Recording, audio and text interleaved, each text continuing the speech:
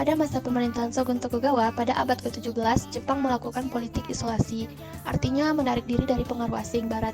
Politik isolasi ini mulai dijalankan oleh Ieyasu Tokugawa 1639 dan diteruskan oleh para penggantinya. Tujuan politik isolasi untuk menjamin tetap tegaknya pemerintahan Shogun dan mencegah masuknya pengaruh asing barat. Pada tahun 1846, Amerika Serikat mengirimkan utusannya ke Jepang di bawah pimpinan Laksamana Baido, tetapi ditolak oleh Shogun.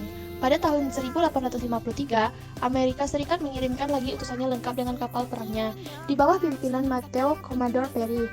Pada tahun 1854, rombongan Perry lengkap dengan 7 kapal perangnya mendarat di Yedo dan berhasil memaksa Shogun Ieyasu pada 1853 sampai 1858 untuk menandatangani perjanjian Kanagawa 31 Maret 1854 yang isinya kota pelabuhan Shimoda dan Hakodate dibuka untuk perdagangan asing. Terbukanya Jepang bagi bangsa asing yang disusul dengan runtuhnya kekuasaan Shogun dan tampilnya Kaisar Meiji, Tenno Meiji, menandai bangkitnya nasionalisme Jepang.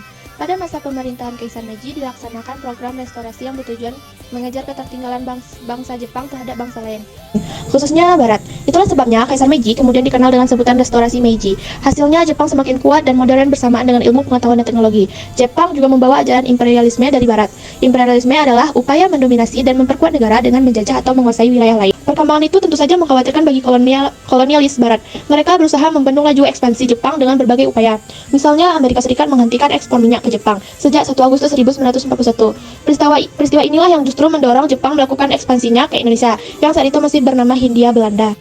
Pada awalnya, Belanda tidak terlibat konflik secara langsung dengan Jepang. Namun, sejak tahun 1930-an, pemerintah Hindia Belanda sudah mengawasi dengan ketat aktivitas orang Jepang di Hindia Belanda. Kebangkitan Jepang sebagai salah satu kekuatan Asia turut memberikan inspirasi dan kepercayaan diri kepada tokoh nasionalis Indonesia. Slogan dan ideologi Asia untuk orang Asia juga semakin menyebar, sehingga banyak organisasi-organisasi pergerakan nasional yang bercita-cita untuk melepas Indonesia dari belenggu penjajahan. Slogan tersebut membuat beberapa tokoh pergerakan menaruh simpati terhadap bangsa Jepang, misalnya Y.F. Deus Dekar dan Nurjin Setiabudi. Pada tahun 1936, menulis buku sejarah Dunia yang lebih mengedepankan peran orang Asia dalam sejarah. Namun sebelum sempat terbit, buku ini sudah disita dan dilarang beredar oleh pemerintah kolonial karena dianggap pro-Jepang dan anti-Belanda. Selain itu, ada pula M.H. Tamrin yang dalam sidang Volksraad Dewan Rakyat tahun 1934 menunjukkan simpatinya kepada Jepang. Sikap para tokoh ini perlu dipahami dalam konteks sejarah di masa itu. Pada tahun 1930-an, mereka belum mengetahui bahwa Jepang ternyata tidak kalah eksploitatif dari Belanda. Ada beberapa faktor yang menyebabkan runtuhnya Hindia Belanda. Faktor-faktor tersebut adalah 1. Pemerintahan Hindia Belanda yang represif sejak tahun 1930. 2. Jepang yang menjadi kekuatan baru di Asia. 3. Kesalahan antisipasi Hindia Belanda terhadap Perang Dunia II. Dan 4. Pergerakan nasional. Keempat faktor tersebut menjalin saling berhubung sebagai penyebab runtuhnya Hindia Belanda. Faktor kedua yang masih menjadi penyebab runtuhnya Hindia Belanda adalah Jepang sebagai kekuatan baru di Asia. Mula-mula Jepang menyerang Cina pada tahun 1895 dan 10 tahun kemudian berperang dengan Rusia. Kebangkitan ekonomi dan militer Jepang mulai diperhitungkan sebagai kekuatan yang mengkhawatirkan di Asia. Sifat Jepang yang ekspansif tidak bisa dikontrol dengan baik oleh Amerika dan Eropa. Karena pada saat yang sama mereka sedang sibuk dengan resesi ekonomi dan perang Amerika, mengalami krisis ekonomi di tahun 1930 dan menyebabkan mereka mengisolasi diri untuk fokus mengatasi masalah ekonomi dalam negeri. Sementara di Eropa, terjadi perang antara Jerman dengan Inggris yang bersekutu dengan Prancis. Setelah menguasai Indonesia dan Filipina, Jepang akhirnya mengincar Hindia Belanda.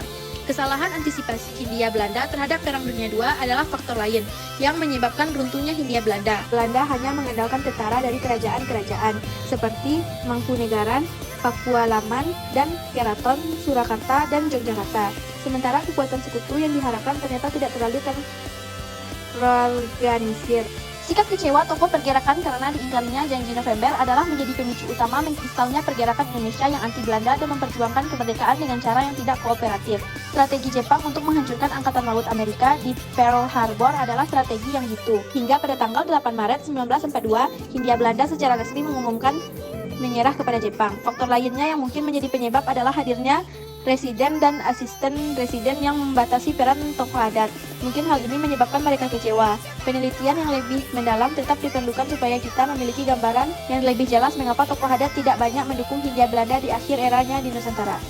Untuk meyakinkan rakyat Indonesia, Jepang menegaskan sebagai saudara tua, sehingga Jepang dan Indonesia sama. Tentara Jepang mempropagandakan kedatangannya ke Indonesia untuk membebaskan rakyat dari penjajahan bangsa Barat. Jepang terus melakukan propaganda untuk menggerakkan dukungan rakyat Indonesia.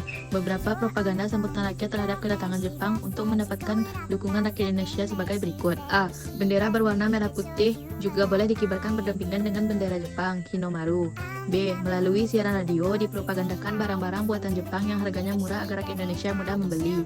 C. Radio Tokyo memperdengarkan lagu Indonesia Raya selain Kimi Gayo, lagu kebangsaan Jepang. Selain itu, kedatangan tentara Jepang ke Indonesia disambut dengan sukacita karena beberapa alasan berikut. A. Penggunaan bahasa Indonesia dalam urusan formal dan non-formal serta pelarangan penggunaan bahasa Belanda. B. Adanya slogan 3A, Nippon Cahaya Asia, Nippon Pelindung Asia, dan Nippon Pemimpin Asia. C. Tokoh-tokoh nasional seperti Soekarno, Hatta, dan Syahrir yang sebelumnya diasingkan Belanda dibebaskan Jepang.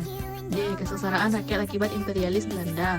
E. Kepercayaan masyarakat Jawa terhadap ramalan Jayabaya. F. Penduduk pribumi diangkat sebagai pegawai administrasi pemerintahan. Pendudukan Jepang secara resmi terhitung mulai 8 Maret 1942 dengan ditandatanganinya kapitulasi Kalijati. Untuk membuat pemerintahan yang terorganisir, maka Jepang membutuhkan sistem pemerintahan Indonesia yang efektif dan tentunya menguntungkan. Maka dengan itu, Jepang membentuk pemerintahan militer dan diperkuat dengan pemerintahan sipil. Di seluruh kepulauan Indonesia bekas Hindia Belanda itu, wilayahnya dibagi menjadi 3 wilayah pemerintahan militer yaitu 1. Pemerintahan militer Angkatan Darat yaitu Tentara ke-25 untuk Sumatera, pusatnya di Bukit Tinggi. 2. Pemerintahan militer Angkatan Darat yaitu Tentara ke-16 untuk Jawa dan Madura, pusatnya di Jakarta. Kekuatan militer ini kemudian ditambah dengan Angkatan Laut. 3. Pemerintahan militer Angkatan Laut yaitu untuk daerah Kalimantan, Sulawesi, dan Maluku, pusatnya di Makassar. Selain itu dibentuk pula susunan pemerintahan Jepang yaitu Gunshirekan atau Panglima Tentara, Gunseikan Kepala Pemerintahan Militer, dan Gunseibu Koordinator Pemerintahan. Sementara untuk mendukung kelancaran pemerintahan pendudukan Jepang yang bersifat militer, Jepang juga mengembangkan pemerintahan sipil. Pada bulan Agustus 1942, pemerintahan militer berusaha meningkatkan sistem pemerintahan, antara lain dengan mengeluarkan UU No. 27 tentang aturan pemerintahan daerah dan dimantapkan dengan Undang-Undang Nomor 28 tentang pemerintahan Shu terhadap Tokubefushi.